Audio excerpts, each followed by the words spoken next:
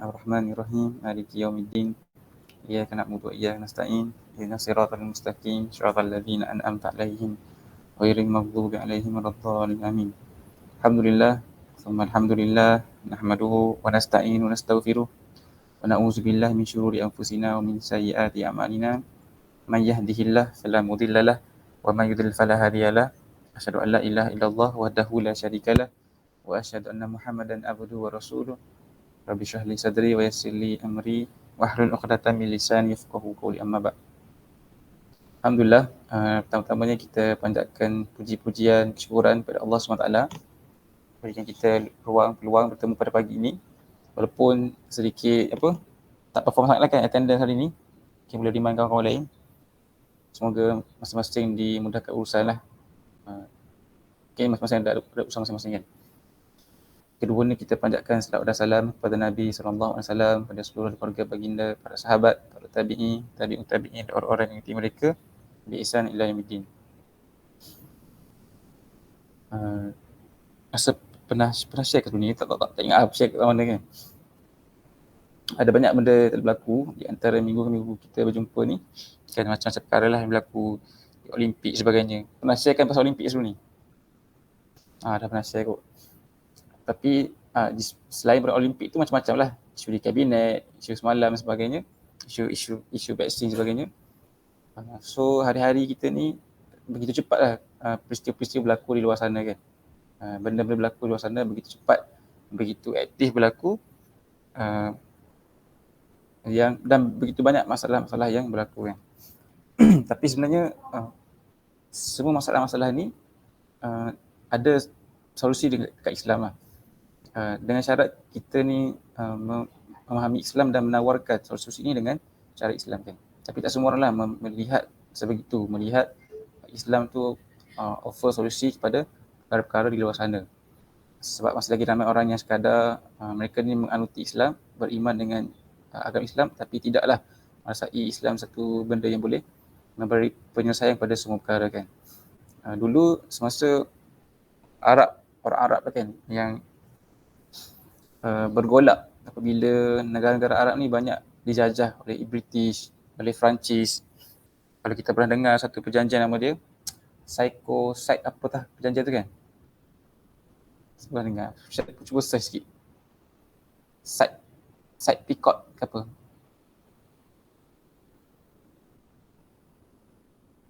Alamak, lupa lah perjanjian tu. Perjanjian apa Site perjanjian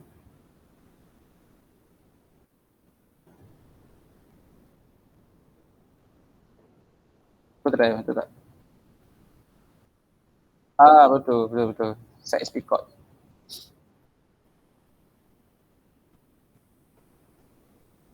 Okay, nanti study lah Site Picot ni kan. Tapi basically perjanjian untuk membagi-bagikan negara Arab tu di antara British dengan Perancis kalau tak silap. Kan? So boleh bayangkan negara Islam ketika itu, ni peristiwa yang berlaku lepas Perang Dunia tak silap kan.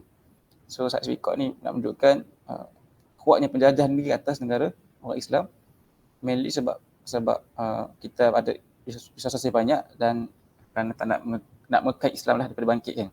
Nak melawan Islam daripada bangkit menjadi negara. So menariknya lepas dia dah menjajah ni dan mengagih-agihkan yang ni di bawah naungan British, ni bawah naungan Perancis sebagainya. Tapi kepimpinan setiap negara tu masih diberikan pada orang Islam negara berkenaan. So inilah brilliant cara British yang menjajahkan. Dia menjajah secara pentadbiran. Bila berlaku benda ni kan, orang Islam di negara-negara ni tak sedar pun, tak rasa perlu pun mereka bangkit. Dalam keadaan mereka boleh makan, boleh tidur, solat boleh. So dia orang macam taklah begitu reaktif terhadap penjajahan ni. Sampailah kesedaran Islam tu sedikit demi sedikit dijentik oleh orang-orang yang bekerja kan, orang-orang yang menceritakan tentang Al-Quran, menceritakan hadis, menceritakan tentang kita kena lawan kezaliman. So sedikit demi sedikit mula orang sedar dan perlu menolaklah perkara ni kan. Sebab membebaskan tanah air Islam ni adalah satu sunnah. Dia panggil Tahrir Al-Watan. Tahrir Al-Watan ni adalah kita kena bebaskan tanah air kita daripada penjajahan-penjajahan asing. Sepatutnya kita kena menegakkan hukum Allah SWT kan. Nak cerita apa? Bila ada di kelompok-kelompok bangkit ni, antara slogan yang famous dilaung-laungkan di negara Arab ketika itu, tahun 40-an, 50-an, 60-an ni, iaitu Al-Islam huwal hal. Slogan lah mereka angkat kan, orang Arab. Maksudnya apa itu? Al-Islam huwal hal. Cuba saya sikit. Bukan urusan Al-Islam huwal hal ni, Islam is the solution. Al-Islam huwal hal. Islam is the solution. So dia menyebarkan pandangan ni, menyebarkan sentimen ni supaya orang kembali pada Islam. Sebab Islam ada solusi. Sebab ketika itu kebanyakan pemimpin Arab ni, mereka ni berideologi komunis kan, dan berideologi sekularis lah, yang memisahkan agama daripada pentadbiran. Actually betul lah statement tu, Al-Islam huwal hal, sebab semua benda ni ada yang ditunjuk oleh Nabi SAW. Sekecil-kecil perkara kita selalu dengar kan, Nabi ni ajar sekecil-kecil perkara seperti nak buang air, sampailah nak tidur, nak mimpin negara, semua ada kan. Kita tak pernah dengar Kristian ajar cara buang air kan. Tak pernah dengar Kristian ni ajar adanya ekonomi keuangan Kristian, tak ada. Tapi kita ada keuangan Islam. Kita tak pernah dengar apa lagi. Perubatan apa, Buddha, mungkin ada perubatan Buddha kan, perubatan Cina. Tapi every aspect of life tu adanya Islam menawarkan solusi. Cuma benda tu dia ada kat buku kan, dia ada kat tasawuf ulama. Tidak ada orang yang nak gali, baca dan menterjemahkan ke dalam realiti kehidupan lah. Jadi bila banyak isu berlaku kan, orang terpinga-pinga macam nak selesaikan isu ni kan, isu ekonomi, isu politik ke, banyak isu lah, isu sosial berlaku kan sekitar kita ni, isu polis, boleh buat parti liar lah, SOP sebagainya. So many issues, tapi tak ada apakah solusi ni kan. Sebenarnya dah ada solusi pun, iaitu samalah Al-Islam wal hal. Cuma sebab tu kita nak bina orang sekarang kan, kita nak install kefahaman ini dekat generasi baru. Sebab nak ubah generasi lama ni susah sikit lah, dia orang dah ada, dia dah melekat lah dia punya kefahaman tu kan, melekat sampai sukar untuk kita ubah. Tapi kalau yang baru datang ni, yang masuk IPT, sekolah ni mudah kan nak ubah kan. Macam Imran, Amal ada terlibat kan, kita ada bawa kan guru-guru lepas SPM. Lebih mudah lah kita nak bentuk mereka. Cuma mereka ni suka nak ikut memang je lah kan, sebab game sebagainya. Tapi nak bentuk kefahaman Islam tu lebih mudah sebab dia orang ni fresh, bersedia menerima perubahan sebagainya. So boleh kan kita ambil serius lah kita punya sesi seperti ini, sebab kita bukan sekadar nak jumpa minggu-minggu isi waktu kosong, tapi kita nak jadi orang-orang yang boleh faham Islam. Allah Ta'ala akan beri kefahaman Islam pada siapa yang dia kendaki, tapi dia mestilah dicari kan. Sebab Islam, kefahaman itu rezeki. So kita baca doa apa? Allahumma rzuqna fahman nabiyyan. Bila kita kata rezeki kepada kami kefahaman seperti para nabi, maknanya kita sedang acknowledge kefahaman itu satu rezeki. Kita faham rezeki ni kena cari kan, walaupun dah ditetapkan oleh semua orang rezeki dia berapa, ni berapa, tapi kita semua tahu rezeki kena cari. Kita belajar sebab nak cari rezeki. Bapak kita keluar bekerja kerana mencari rezeki, padahal bapak kita tahu dah gaji dia tetap macam tu, ataupun kita dah tahu kita punya rezeki tetapkan, tapi kita keluar mencari. Sama juga dengan kefahaman, walaupun ia adalah rezeki yang Allah akan berikan kepada siapa dia kendaki, tapi dia perlu cari lah. So sesi-sesi mingguan ni mungkin just one of the tools ataupun one of the ways lah nak dapatkan benda tu kan. Semua kita boleh menjadi orang-orang yang membawalah masyarakat ke kemelutan ni kembali pada cara Islam lah untuk selesaikannya. So kita ada long term vision jauh lah sebenarnya kan, tapi tengoklah siapa yang mampu istiqamah. Wallah alam tu kot sedikit tazkirah pagi. Tak ada lagi datang lain-lain.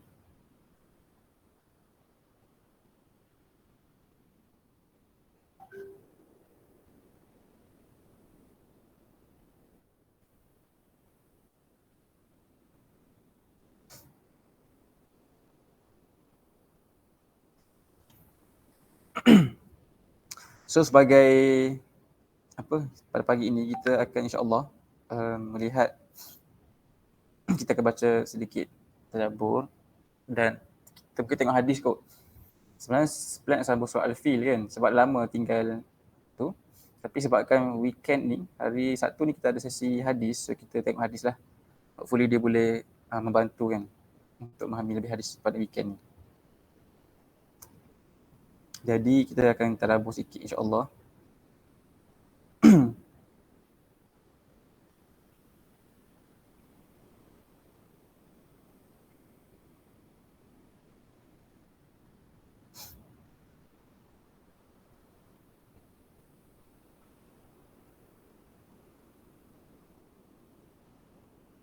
Tengok surah Yunus surah ke-10. Tak pasti dah tengok ulum Surah ke-10 daripada page pertama dan page kedua. Daripada ayat pertama sampai ayat ke-14. Tak ada 5 orang. Seorang baca 3 ataupun 2 ayat kan.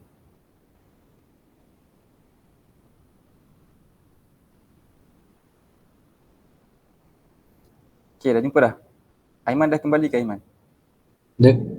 Oh, laju makan? Ke sambil makan tu? Sikit je. Alas perut. Okay. Okay, kita sekarang ada surah Yunus, surah ke-10. Daripada ayat first sampai ayat ke-14. Saya 2 pages. Wais, dah jumpa ke surahnya? Dah ya. Okay, terbaik. So, abang baca dulu, kemudian Aiman, Ammar, Uwais dan Imran. Auzubillahi minasyaitonirrajim. Setiap orang baca 3 ayat tau, tapi abang baca 2 je. Bismillahirrahmanirrahim. Alif Lam Ra. Tilka ayatul kitabil hakim. Akana linnasi ajaban أن أوحينا إلى رجل منهم أن أنذر الناس وبشر الذين آمنوا أن لهم قدم صدق عند ربهم قال الكافرون إن هذا لساحر مبين. إن ربكم الله الذي خلق السماوات والأرض في 6 أيام ثم استوى على العرش يدبر الأمر ما من شفيع إلا من بعد إذنه ذلكم الله ربكم فاعبدوه أفلا تذكرون إليه مرجعكم جميعا وعد الله حقا إنه يبدأ الخلق ثم يعيده ليجزي الذين آمنوا وعملوا الصالحات بالقسط والذين كفروا لهم شراب من حميم وعذاب أليم بما كانوا يكفرون والذي جعل الشمس ضياء والقمر نورا وقدره منازل لتعلموا عدد السنين والحساب ما خلق الله ذلك إلا بالحق يفصل الآيات لقوم يعلمون.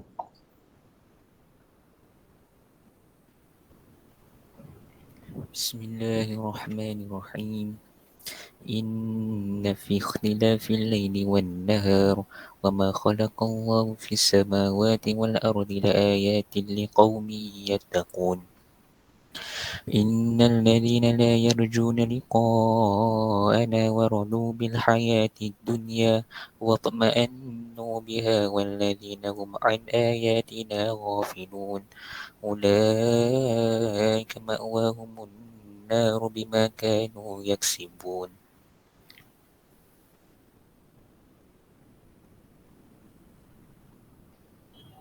بسم الله الرحمن الرحيم إن الذين آمنوا وعملوا الصالحات يهديهم ربهم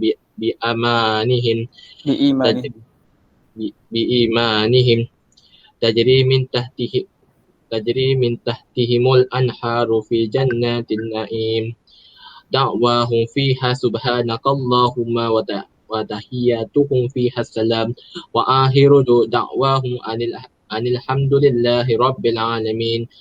ولو يؤجل الله للناس شر استجاله ولو يؤجل الله للناس شر استجالهم بالخير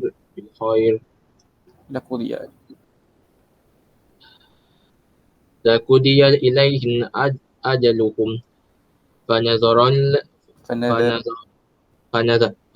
الذين لا يرجون لقاءنا في طغيانهم يعمهون.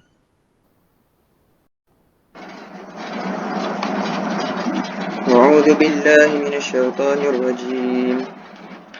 وإذا مس الإنسان الضر دعانا لجنبه أو قاعدا أو قائما فلما كشفنا عنه ضره مر كأن لم يدعنا إلى ضر مسه كذلك زين للمسرفين ما كانوا يعملون ولقد أهلكنا القرون من قبلكم لما ظلموا وجاءتهم رسلهم بالبينات وما كانوا ليؤمنوا كذلك نجزي القوم المجرمين ثم جعلناكم خلائف في الأرض من بعدهم لننظر كيف تعملون. Sadaqallahul azim. Alhamdulillah. Jazakumullah khair semua. Ahlan wa sahlan Najmi dan juga Adik. Kita baru saja baca 2 muka surat daripada surah Yunus. Muka surat ke-208 dan muka surat ke-9. So kita semua ambil masalah tengok terjemahan dan dipersilakan siapa nak berkongsi.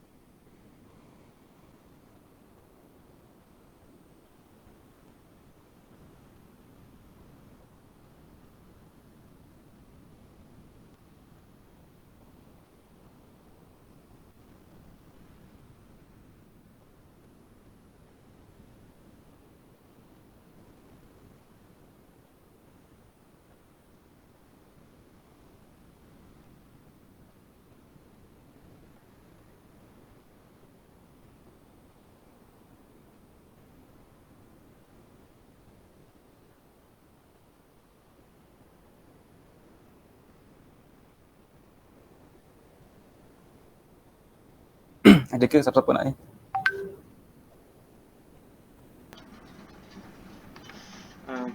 Boleh lah.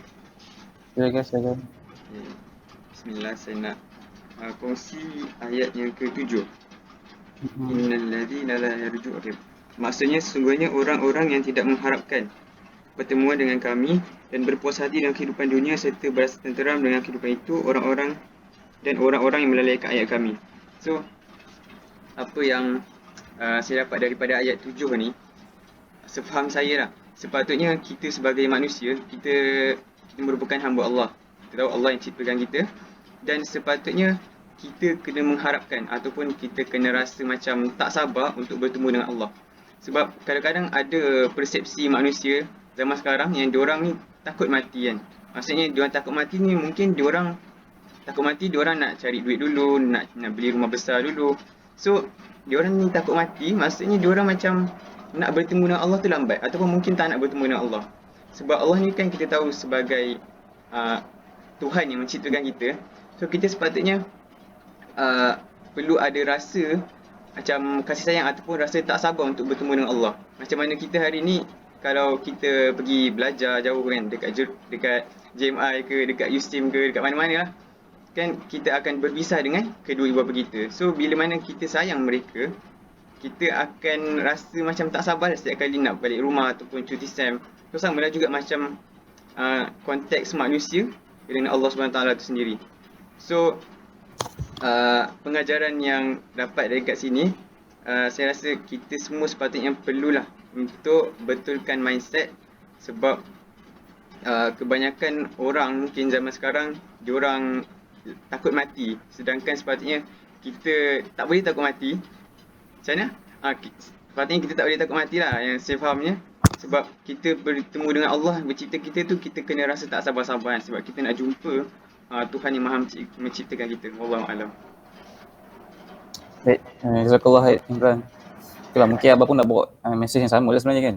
Spirit yang sama, iaitu tentang liqa ana kan, liqa dengan Allah SWT. Kalau kita perhatikan dalam surah ini, dalam page ni dah 2 kali dah sebut pasal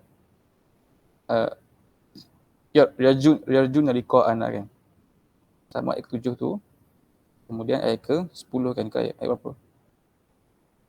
Ayat ke-11 dah sebut lagi liqa ana tu. Kau tengok page sebelah pun sebut lagi. Page sebelah ayat ke-15 pun sebut lagi kan tentang liqa ana.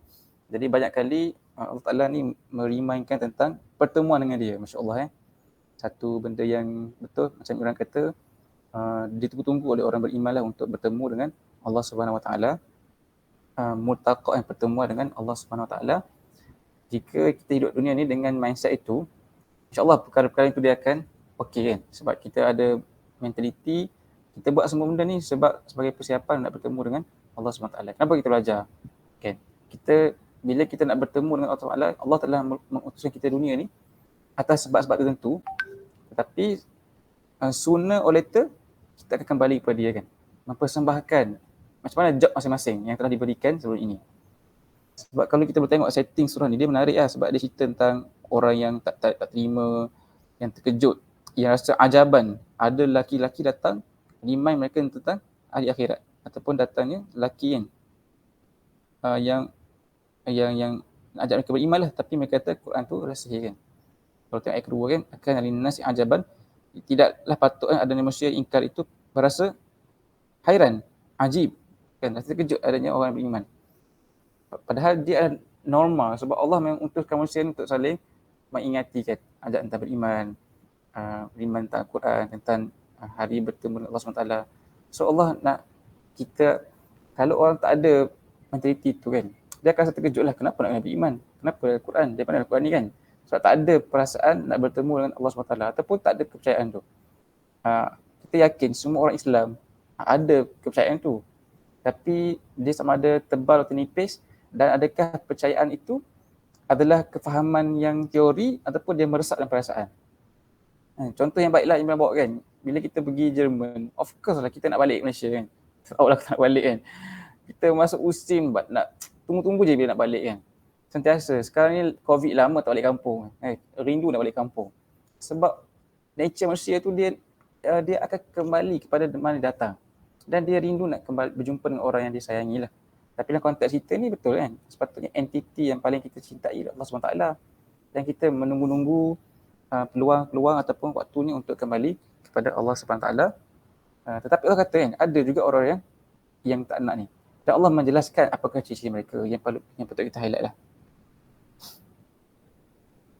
So kalau boleh tengok sedikit, antaranya Allah sebut kat sini, innal ladzina la yarjuna liqa'ana. Sesungguhnya orang-orang yang tidak menaruh harapan.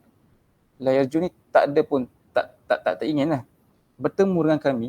Ini satu benda yang mustahil sebab semua orang akan bertemu dengan Allah. Tapi kalau orang tak ada benda tu, ada berapa ciri Allah sebut kat sini kan. Pertama, mereka dia waradu bil hayati dunia. Mereka ini redha dengan kehidupan dunia. Maknanya mereka rasa puas dengan dunia kan. Wa tama'annu biha, dan merasa tenang dengan dunia. Pelik tu, bahaya kan ayat ni.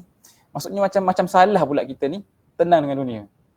Tapi sebenarnya betul kan, kalau tengok dalam surah Al-Mulk, Allah bertanya berkali, amintun, kamu aman ke dekat dunia ni? Kan? Maksudnya orang-orang beriman ni, mereka sentiasa dalam keadaan yatakhattaf kan, sentiasa takut-takut, sentiasa berjaga-jaga, sentiasa tak tenang. Sebab dunia ni boleh jadi tempat ujian. Macam kita exam, mana ada orang tenang exam tu lah. Tak tahulah, kalau power sangat dia tenang lah dia exam. Tapi kita kat dunia ni kita sentiasa diuji. Kita buat ni betul atau salah je. Ni dosa atau pahala. Dan bila berlakunya isu sekarang kan, isu malapetaka, orang bermaksiat, lagilah kita boleh datang azab bila-bila. Lagilah perasaan tak tenang tu membuat-buat dalam perasaan orang beriman. Tapi Allah kata kat sini, mereka yang ini pertama radu bil hayati dunya wa ma'annu biha. Rasa redha dan tenang dengan dunia tu. Rasa macam peaceful, enjoy, relax. Kan bukan nak kata main game, tapi antaranya kan, relax je 24 hours streaming, tak ada apa, tak fikirlah lain kan, fikir nak menikmati dunia tu. Walladzina hum an ayatina ghafilun, dan mereka itu lalai pada ayat kami. Kan kita kan tengok ciri-ciri ni sebab takut ada pada kita kan. Dan Allah kata apa, ulaika ma'wahumun nar bima kanu yaksibun, mereka itu tempat kembalinya adalah kepada an-nar, itu neraka. Ulaika ma'wahumun nar bima kanu yaksibun, mereka akan kembali ke seburuk-buruk tempat kediaman, itu api neraka, disebabkan kerana kedahakan yang mereka telah lakukan. So dunia ni memang sifat dia menarik kan, dia memberikan kita rasa nyaman, tenang, dan melalaikan kita daripada menikmati hari-hari pertemuan dengan Allah SWT, ayyamullah, bertemu dengan Allah SWT, menyebabkan ramai orang lupalah tentang liqa'ana, bertemu dengan Allah SWT. Itu antara benda yang I appreciate lah kalau ada sesi halaqah macam ni kan, sama ada halaqah dengan antum ataupun halaqah bahasa diri. Sebab kalau kita ada satu benda yang boleh remind kita, memang kita akan asyik dengan dunia kan. Dia begitu menyibukkan, kita mencari rezeki, kita seronok dengan anak bini, tengok TV yang ramai, balik kampung. So tak ada perasaan-perasaan ataupun ingatan-ingatan bertemu dengan Allah SWT. Perkara yang sama pernah dikomplainkan oleh Huzaifah dan juga Abu Bakar. Pernah share sebelum ni kan. Abu Bakar bertemu dengan Hanzalah. Hanzalah berkata, nafaqah Hanzalah. Hanzalah telah munafik. Terkejut Abu Bakar. Ni kau kenapa tiba-tiba kata munafik ni? Dia kata, ya wahai Abu Bakar, aku rasa aku telah munafik. Kerana ketika aku bersama-sama dengan sahabat dan para Nabi, aku rasa sangat dekat dengan syurga. Aku rasa aku macam nampaklah syurga neraka kan. Rasa dekat nak kembali, nak mati syahid sebagainya. Tapi bila aku kembali pada keluarga aku dah tak ada perasaan tu. Tapi Rasul mereka pun menangis jumpa Nabi kan. Nabi kata okey, benda tu normal. Nak ceritanya apa?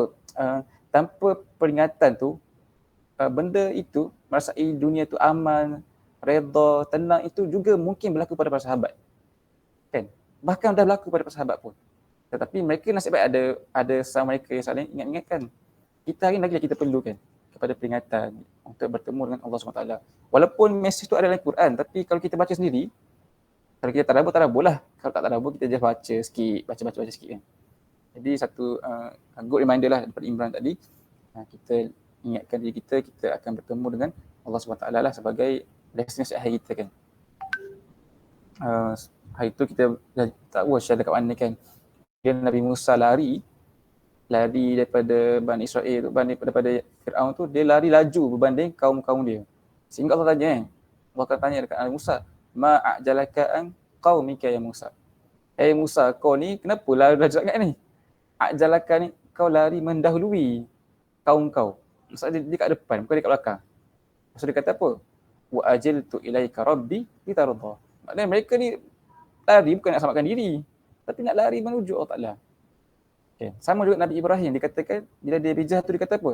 Inni muhajir ila rabbi. Dia dah cari surah apa kan? Dia kata, inni muhajirun ila rabbi. Aku ini berhijrah ila rabbi. So, para Nabi ni menunjukkan mereka sentiasa menjadikan Rabb Allah SWT sebagai point of orientation. Nak pergi mana pun kerana Allah Ta'ala kan. Kalau kita nak pergi mana tu mungkin sebab career ke, peluang belajar ke kan. Bukan nak cerita kan. Sama je kita semua ni sebenarnya. benda lain lah menjadi kita punya point tu kan, point tujuan tu. Tapi kita harapkanlah walaupun kita sistem kita macam tu membentuk kita, tapi kita buatlah benda ni kerana mengharapkan pertemuan dengan Allah SWT kan. Baik, lagi sesuatu nak share? Kalau ada?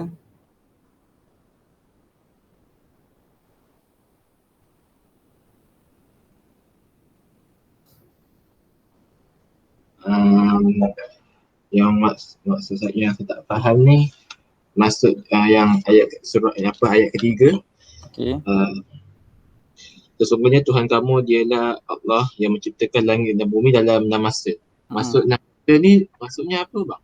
Maksud apa 6 masa? 6 masa. Okey. Maksud dia apa? Wallahualam. Secara literalnya maksudnya 6 masa lah. Tapi kita tahu kan 6 masa tu apa.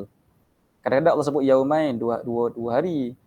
Kadang-kadang 6 masa. Tapi secara kesimpulannya Allah SWT menciptakan alam ni berperingkat-peringkat. Ada peringkat-peringkat dengan hikmah tertentu. Cuma numbering tu kita tak dapat nak ulas detail sebab hanya Allah tahu kan apa simbol 6, 7, 2, 4. Tapi dia kait dengan apa kita belajar dalam hadis minggu lepas, antara sunnah Allah, peraturan Allah takbir alam ni lah dia mentadbir dengan berperingkat-peringkat tu. Ada elemen tadarus tu. Manusia pun lahir berperingkat-peringkat kan. Dalam keadaan Allah boleh je kun fayakun tu jadi. Kan? Tak perlu nak tunggu 6 masa, tapi nak ajar kita bahawa alam ini dia adanya elemen tadarus. Kita nak ubah orang pun tadarus. Pokok nak tumbuh ada peringkat-peringkat. Tak boleh kita tanam pokok hari ni, esok terus tumbuh. Lepas tu tak tumbuh-tumbuh, kita pun cakap, aduh aku dah baca bismillah semua tak tumbuh-tumbuh. Tak, sebab sunnah alam itu dia adanya proses tu. Itu adalah ibrah umum lah kita boleh ambil daripada ayat-ayat sebegini kan. Tapi nak tahu detail dan exact meaning yang muktamad tu, kita kena bertemu dengan Allah Ta'ala, kita minta Allah Ta'ala. Kan? Sebab walaupun ada para mufassir mungkin cuba nak merungkaikan ayat ini, at the end ayat macam ni memang hanyalah diketahui oleh Allah SWT. Boleh ke macam tu, Wais? Boleh bang.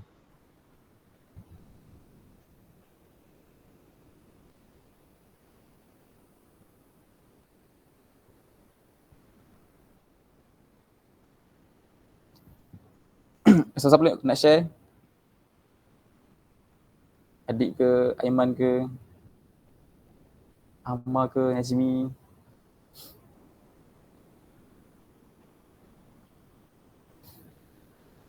Kalau tak ada kita Tak ada. tak ada Okay lah. Mungkin last kot. Satu benda kita boleh tengok ayat last yang kita baca tadi. Selepas Allah menceritakan tentang apa yang berlaku dekat umat terdahulu. Kemudian dia kata thumma ja'alnakum khalaifa fil ard. Kan. Kemudian kami jadikan kalian semua ini pengganti-pengganti di muka bumi ini ataupun khalifah-khalifah fil ard min ba'dihim, selepas mereka. Dengan apa tujuan dia? Linanzura kaifa ta'malun, supaya kami dapat melihat, merhatikan macam mana korang pula berbuat. Kalau dulu kita dah tengok umat terdahulu dah buat macam ni, ini efek dia. Walaupun kita tak nampak mereka buat apa, tapi kita baca tentang mereka dalam Quran. Tapi apa yang kita baca Quran ni dia bukannya dongeng, dia adalah cerita benar kan. So sekarang ni adalah it's your time kan. The stage is yours sebagai khalifah-khalifah. Adib, Najmi, orang dulu telah berbuat. Bukan saja umat terdahulu, orang sebelum kita pun telah berbuat. Zaman atuk kita dah berbuat. Mereka telah pun memperjuangkan Islam kan dalam konteks masing-masing. Perjuangkan tanah air ke. Semua orang telah pun contribute masing-masing kan. Kalau yang tak contribute, kita nampak apa yang mereka telah buat. Tapi sekarang ini masa peluang berada di tangan kita masing-masing lah. Dan Allah sedang merhatikan macam mana kita menggunakan masa yang diberikan, waktu muda itu diberikan, kelebihan-kelebihan diberikan kepada kita, nikmat-nikmat diberikan kepada kita. Macam mana kita guna ni untuk menjayakan misi sebagai khalifah tu kan. Itu mengajak orang kembali kepada Allah SWT. So Allah sedang merhatilah setiap kita semua ni. Patutnya kita rasa hari-hari kan tanya kan, apa dah achieve hari ni kan dalam aspek khalifah tu. Dah achieve. Sebab kita dah sentiasa dalam pemerhatian Allah Ta'ala. Linanzura kaifa ta'malu. Bagaimana kalian berbuat. Kalau ada satu perasaan yang kuat tentang ayat ini, memang hari-hari kita akan cari jalan macam manalah kita nak improve kan. mengajak orang kepada Allah, menjayakanlah misi khalifah tu kan. Seperti Omar, dia ni antara khalifah yang paling power lah, bukan power macam nak kata, paling perform ke, paling banyak contribution lah Khalifah Omar. Sebab dia paling lama lah antaranya kan, Khalifah Rashid yang lama, dan banyak benda-benda yang dia telah pun establish dalam agama ni, luas, negeri-negeri telah pun dia luas, empayar Islam telah diluaskan banyak kat zaman dia juga kan. Tapi dia sentiasa bertanya kepada diri dia sendiri. Satu soalan yang famous, dia kata dekat diri dia ni, sebagai cara dia nak muhasabah diri, kata apa? Ya Umar, maza taqulu inda rabbika yaum qadaan. Dia kata au kama qala. Dia sentiasa tanya diri dia, wahai Umar, apakah yang engkau katakan di hadapan Tuhanmu pada esok hari? Itu soalan-soalan yang dia tanya diri dia sebagai muhasabah ataupun sebagai motivasi untuk dia sentiasa mencari peluang untuk bekerja, mencari peluang menyumbang. Sebab dia kata, apalah yang kau akan bentangkan, katakan kepada Tuhanmu pada esok hari kalau dia meninggal esok. Padahal dia dah buat macam-macam dah. Dia dah bebaskan Al-Quds kan. Dia dah establish sistem ketenteraan. Itu kan Imran dan Fahim Shah kan. Banyak kan diorang punya sumbangan Umar kan. Sistem kepolisian, ketenteraan, tiru palsi, lantik governor sini. Cantik sangat pentadbiran Islam time tu di establish oleh Umar. Ambil sini sikit, sangat adil, jalan-jalan malam terang rumah orang. So many things he has done, tapi dia tanyakan apalah dia nak sembahkan, nak beritahu dekat Tuhan dia pada esok hari jika dia dipanggil Allah Ta'ala kan. Kalau kita pun bertanya pada diri kita sebelum tidur pada benda ni kan, sepatut kita tanya lagi patutnya kan, tanya dan kena carilah apa yang kita boleh improve hari-hari. Apa dah aku dah buat untuk agama hari ni. Macam tadi bangun, tengok TV, lepas tu tengok Facebook kan, lepas tu tak ada sangat benda kan, macam dah habis hari. Especially yang cuti kan, di rumah sehari demi habis, day by day berjalan kan, dan hari tu tak akan datang kembali kan. Satulah peringatan sama-sama lah. Sama je kita apa sama je. Tak ada benda pun sampai rasa hari-hari tu berlalu begitu saja. Walhamdulillah lah. Kita doakan semoga Allah Ta'ala yang beri kita kesedaran dan beri kita peluang sentiasa nak memuhasabah diri kita lah. Wallahu alam, mungkin tu cukup sesi sedikit tilawah tadabbur daripada semua. Ahlan, jazakallah bikin kongsi. Jadi insyaAllah kita nak sambung sikit pada pagi ini. Kita nak tengok hadis yang kelima. Tadi di awal sesi dah share dekat semua orang. Sebenarnya plan nak tengok surah Al-Fil hari ni. Sebab surah Al-Fil ni dia sangat dekat dengan surah Quraisy. Hari tu kita baca surah Quraisy.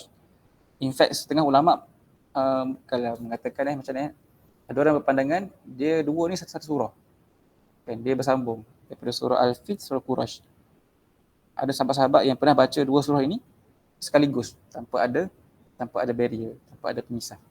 Nak cerita dekatnya message surah Al-Fil dan surah Quraisy. Tapi sebabkan kita ada program hadis kan hari Sabtu ni, so please save the date lah. Sabtu ni pukul 2 ke 4 sesi 1 dan malam sesi 2. So kita tengok hadis hari ni kan. Okay, hadis kita tengok hari ni boleh membantu kita nak faham sesi weekend insyaAllah. So kita akan tengok hadis yang berapa hari ni? Patutnya betul. Hadis yang kelima insyaAllah.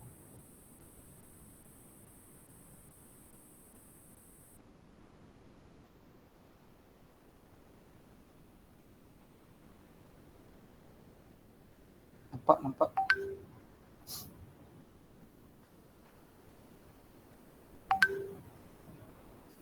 Jadi hadis yang kelima, kalau sempat kita cover lah semua hari ni kan. Tapi tengoklah macam mana.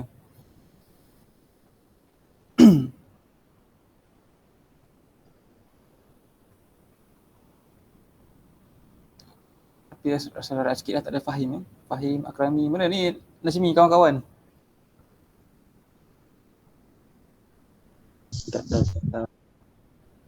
Tak dapat dikesan.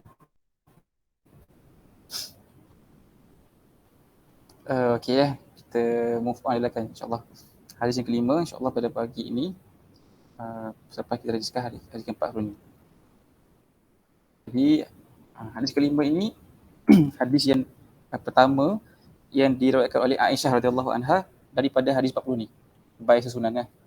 Iaitu hadis kelima kita tengok sikit. Al-hadis al-khamis an ummi mu'minin ummi Abdillah Aisyah radhiyallahu anhu anha qalat qala Rasulullah sallallahu alaihi wasallam man ahdatha fi amrina hadha ma laysa minhu fahuwa raddud. Wa fi riwayat Bukhari, ni apa ni, riwayat Bukhari Muslim, wa fi riwayat Muslim, so dari man amila amalan laysa alaihi amruna fahuwa raddud. Okey, simple lah. Dia kata hadis ini daripada ummi mukminin. Bila kita kata ummul mukminin tu kita fahamlah hadis ni daripada isteri Nabi.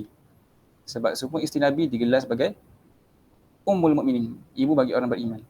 Sebab itu maka dilarang berkahwin dengan isteri Nabi.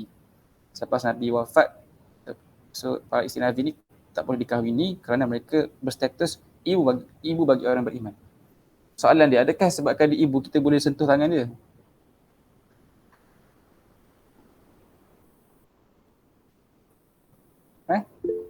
Tak boleh kan? Dia ibu kat sini bukanlah ibu biologi tu, tapi dia macam nak, apa maksud dia ibu tu, maknanya kita haram berkahwin dengan dia lah. Status kan, macam dia macam dia ibu. Sana cerita bukanlah ibu tu lah, ibu figuratif kan.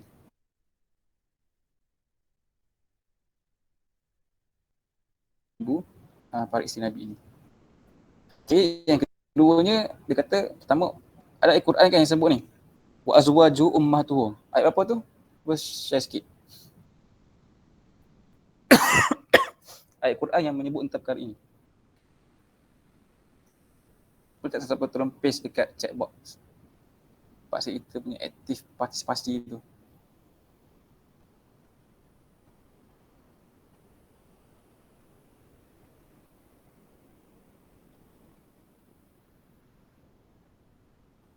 Betul ke?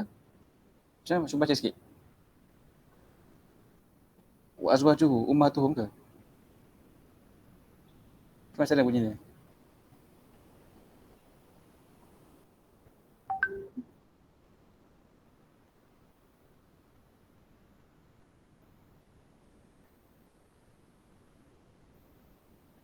Macam bukan. Tak ada surah Al-Ahzab ni. Surah Al-Ahzab cerita tentang bahawa isteri Nabi adalah ibu-ibu kalian. Wa azwaju ummahatuhum. Cuba tengok surah Al-Ahzab tak silap. Betul tak Nazmi? Nazmi power ni. Ini surah Al-Ahzab. Okay. Nanti tolong paste dekat grup ke kan. Jadi itu yang pertama lah.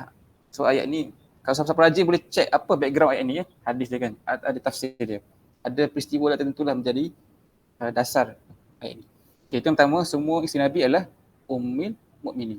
Soalan dia, kalaulah isteri Nabi adalah ummul mukminin, adakah Nabi digelar sebagai abul mukminin? Soalan kedua lah untuk difikir-fikirkan ataupun cari. Okay. Sebab isteri dia ummul mukminin, tapi adakah dia adalah dipanggil abul mukminin? Okay. Aisyah ni juga digelar sebagai Ummi Abdillah Aisyah radhiyallahu anha. Jadi Aisyah ni ada kunyah, ada gelaran yang diberi Nabi sebagai Ummi Abdillah. Sedangkan kita tahu Aisyah ni tidak ada anak. Kan? Kenapa dia digelar sebagai Ummu Abdillah? Adakah sebab dia anak kepada hamba Allah? Kan? Nabi ada ramai isteri kan, tapi ada dua isteri yang ada anak dengan Nabi. Iaitu Khadijah binti Khuwailid dan juga Maryah Al-Qibtiyah kan. Dua ni je yang ada anak dengan Nabi. Yang lain tak ada anak. So samalah Aisyah pun tidak ada anak dengan Nabi, tetapi dia digelar dengan Abdullah. Sebab dia macam pernah mengadu dekat Nabi lah. Semua orang perempuan dekat Madinah tu macam itulah ayat dia kan. Ada nama-nama mereka masing-masing. Ada kunyah mereka masing-masing. So Nabi kata, Nabi gelar dia ni Ummu Abdillah kerana mengambil nama Abdullah bin Zubair. Abdullah bin Zubair ni anak saudara kepada Aisyah. Dia adalah anak kepada Zubair yang kahwin dengan Asma binti Abu Bakar. Boleh faham ke? Boleh nampak ke? Akan notice nampak? Sorry, dia macam ni. Asma ni adik-beradik dengan Aisyah. Okay. Yang kahwin dengan Zubair dapat anak nama Abdullah bin Zubair. Abdullah bin Zubair ni sangat baik dengan Aisyah. Makcik dia lah kan. Disebabkan keeratan, kerapatan hubungan ni, Nabi bagi nama dia Ummu Abdillah. Seolah-olah dia tu ibu pada Abdullah bin Zubair tadi. Tapi bukan ibu pun. Nak cerita ke era sebab kunyah ni tak mesti nak letak nama anak kan. Tak Abu Hurairah dan sebagainya. Cuma nak cerita hubungan erat antara Aisyah dengan Abdullah bin Zubair tu. Okay, tak apa. Itu gelaran dia lah. Ummu Abdillah. Aisyah, nama dia Aisyah radhiyallahu anha qalat. Beliau berkata, okay, kita tak tengok lagi hadis ni, kita tengok sedikit tentang Aisyah. Seperti biasa kita tengok sedikit siapakah Aisyah ni. Aisyah ni semua tahulah dia isteri Nabi. Dalam kitab-kitab hadis ada para ulama ni, mereka ni ada kitab dia panggil manaqib sahabah. Manaqib ni adalah apa bahasa Melayu dia manaqib Nazmi?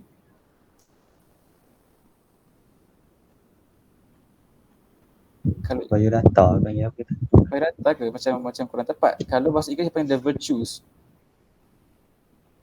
Manaqib ni macam susah nak cerita Melayu macam kelebihan-kelebihan boleh kot. Macam fadail. Macam hadis-hadis yang menceritakan tentang sahabat tu. Boleh ke? Macam itulah. Adalah manaqib Umar, Abdul Aziz. Mungkinlah biodata juga kan yang diceritakan oleh hadis Nabi dan sebagainya. So ada hadis-hadis yang menceritakan tentang ataupun kelebihan-kelebihan Aisyah ni. Kita tengoklah berapa kelebihan Aisyah. Pertama kita tengok Aisyah ni antara terbanyak meriwayatkan hadis. Nanti kita tengok berapa banyak dia riwayatkan hadis. Dan dia pernah disebut oleh Nabi sebagai yang paling dicintai Nabi. Hadisnya ialah satu hari Amru al-As. Amru al-As ni balik daripada peperangan. Dia baru masuk Islam, balik perang, dia jumpa Nabi, dia tanya Nabi kan, siapakah yang paling kau cintai? Nabi kata apa? Aisyah. Amru al-As kata, min rijal, daripada kalangan lelaki siapa? Nabi kata, wa abuha, bapa yang Aisyah, yang Abu Bakar. Kemudian dia tanya lagi sampailah Nabi tak jawab nama dia. Amru bin As ni dia macam syok dia ingatkan dia ni paling Nabi sayangi. Sebab Nabi memberi dia ni peluang memimpin satu edisi peperangan walaupun dia baru masuk Islam. So dia rasa macam it's an honor untuk dia lead peperangan tu. So dia rasa dia ni orang yang paling sayangi Nabi. Sebab tu tanya Nabi tu siapa kan? Tapi Nabi kata Aisyah. So hadis ni menyebutkan Aisyah ni paling Nabi cintai. Walaupun dalam kes-kes lain ada juga Khadijah kan, tapi mungkin dalam konteks soalan tu Aisyah ni disebut paling Nabi sayangi. Apa lagi? Aisyah ni menjadi rujukan dalam memahami Islam. Betul, Aisyah dekat tengah hadis ifki, betul juga. Ada poin yang keempat ni. Rujukan dalam umat Islam. Selepas Nabi wafat especially, ramai sahabat tabi'i berguru dengan Aisyah. Okay. Sebab dia adalah sangat faham Islam lah. Sebab dia dekat Nabi kan. Banyak hadis-hadis yang setengah sahabat menyebut hadis itu di luar konteks peristiwa sebenar, Aisyah betulkan. Contohnya Aisyah ni dia selalu clash dengan Abu Hurairah. Sebab Abu Hurairah banyak hafal hadis daripada sahabat-sahabat lain, tapi dia hafal hadis teks je. Dia tak tahu hadis tu asalnya keluar sebab apa. Tapi Aisyah lebih tahu. Kerana Aisyah membetulkan fahaman. Contohnya tentang ayat Quran. Innas safa, a'udzubillah minasy rajim. Innas safa wal marwata min sya'airillah. Faman hajja au i'tamara fala junaha alaih. Okey, ayat apa tu? Surah Al-Baqarah kan? Cuba buka sikit ayat tu. Innas safa wal marwata min sya'airillah. Faman hajja au i'tamara fala junaha alaih. Sempat kita nak cover hadis ni, tak sempat ni.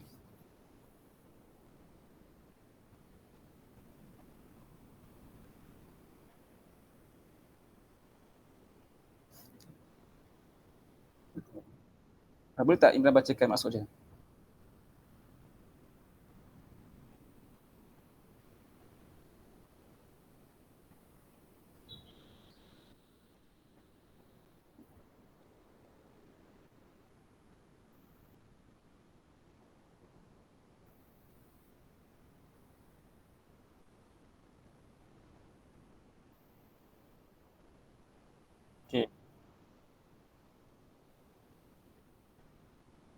Okey.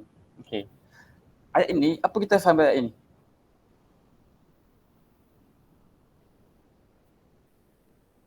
Daripada surface ayat ni, apa kita boleh faham? Surface ayat ni. Fala junah alaih.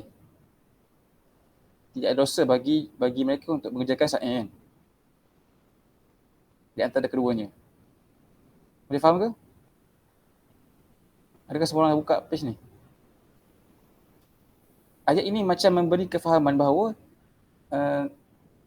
sa'i di Safa dan Marwah tu kalau nak buat tak ada dosa. Tapi macam boleh juga diberi kefahaman kalau tak buat pun tak apa. Faham? Faham. Okey, Aiman faham. Okey, ni. Sebab tu kata kalau kita faham surface ayat ini macam tu faham dia. Sebab dia kata kalau nak buat dia ada dosa, tapi dia tak kata tak kena buat. Dia kata fala junah alaih. So kalau orang tu faham ayat the surface, dia boleh membawa kesimpulan boleh buat sa'i dan antara Safa Marwah ni tak ada dosa, boleh buat. Tapi mungkin juga orang tu bawa balik kefahaman Waalaikumsalam Najmi. Boleh juga tak buat. Faham ke? Based on ayat tu kan? In fact adalah sahabat-sahabat yang baru ni faham macam tu. Faham bahawa tak perlulah kita bersa'i sebab ayat ni menyebut kalau kita buat tak ada dosa. Tapi tak ada pula ayat mengatakan kita kena buat. Kemudian Aisyah membetulkan kefahaman ini. Ada konteks kenapa turun ayat ini. Nanti kita cek tafsir dia kenapa. So nak cerita ni Aisyah ni dia menjagalah berapa benda agama ni yang dia tahu setengah orang tak tahu. Okay. Faham ke ni? Jelas ke? Okay tak? Confused? Risau pula.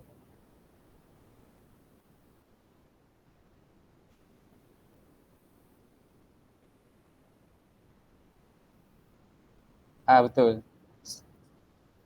Betul kena buat. Betul. Tapi sahabat-sahabat yang datang kemudian lah yang baru macam Urwah, Abdullah bin Zubair tadi. Yang kecil, yang masa tu dia kecil-kecil kan. Yang sahabat-sahabat lama tahu okey. Okeylah. So bila Aisyah dengar sahabat-sahabat yang muda ni explain ayat tu macam tu, dia akan betulkan. Ni bukan macam ni. Ni bukan macam ni. Ada beberapa ayat Quran lah yang Aisyah membetulkan. So nak cerita dia rujukan untuk orang Islam. Dan benda telah pun ditulis dalam tafsir lah. Yang keempat adalah cerita tentang hadis ifki. Aisyah ni istimewa sebab bila berlakunya peristiwa berita bohong ke atas Aisyah, Nabi pun tak dapat nak protect Aisyah kan sebab peristiwa itu adalah berlaku di luar pengetahuan Nabi. Tapi Allah SWT yang menurunkan wahyu membersihkan Aisyah. Nak kata Aisyah ni berada di kedudukan yang sangat tinggi sehingga turun surah An-Nur tu memprotect Aisyah radhiyallahu anha, subhanallah. Satu surah turun untuk mengajar orang beriman, mengajar Nabi sendiri dan mempertahankan kesucian Aisyah radhiyallahu anha. Okey. Ini adalah poster tentang hadis yang dihafal oleh Aisyah. Orang Syiah sangatlah anti pada Aisyah ni kan sebab adanya sedikit perselisihan di antara Aisyah dengan Ali dan mereka memang nak kalau boleh nak mencemarkan nama Aisyah supaya hadis-hadis Aisyah ni boleh di-invalidate. Mereka nak membatalkan hadis-hadis Aisyah supaya nak gugurkan hadis tu lah supaya boleh angkat figure Ali sebagai Nabi kan, pimpin mereka. Okay, ni boleh je lah simpan nanti poster ni. Okay, ada beberapa pelajaran daripada kisah Aisyah ni. Pertama ialah daripada manakib Aisyah ni kita boleh ambil ibrah. Ni dua lah yang Abang share kan. Mewariskan Islam tidak semestinya tu bukan sepertinya tidak semestinya kepada anak saja. Okay. Sebab Aisyah tak ada anak. Tapi dia adalah sumber faham Islam. Ada ramai anak murid dia. Kan? Tabi'in pun ramai berguru dengan dia. So ini adalah orang Islam yang popular, sahabat-sahabat yang faham Islam lahir daripada school of thought Aisyah radhiyallahu anha. So sama kita kan, kita rasa kita nak ajar agama ni kat anak-anak ke, tunggulah dah kahwin nanti kan. Tak, kalau kita kahwin pun belum tentu kita dapat anak.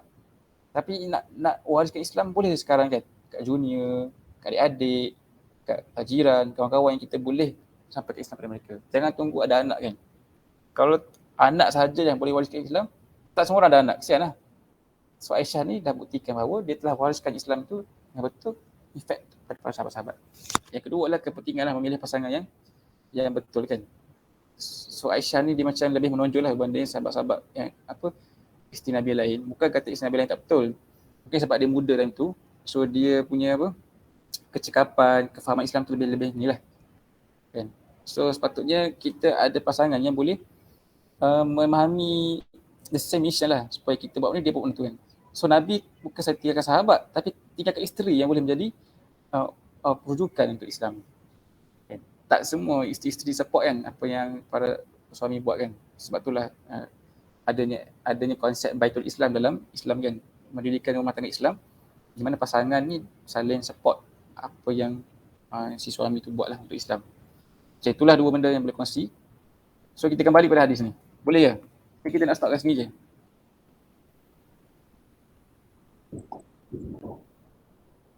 Macam mana Aiman? Sambung. Sambung. Sebab tak ramai lah pula ada yang dah seorang. Kesian yang tak dapat dalam ni. Macam mana? Kita jangan pentingkan diri. So, okay, kita start kat sini. Kan? Supaya hopefully next week lebih ramai yang dapat join dan dapat benefit. Dah 10.30 pun. Sejam kan? Okay lah, dapatlah at least hari ni tentang Aisyah radhiyallahu anha. Boleh mesti lagi gali tentang Aisyah ni, belajar tentang Aisyah. Kita stop kat sini kot bagi menghormati ataupun peluang untuk kawan-kawan yang tak ada, mereka juga mungkin nak dengar kan. Sebab hadis ni penting jugalah tentang hadis ni. Allah Alam.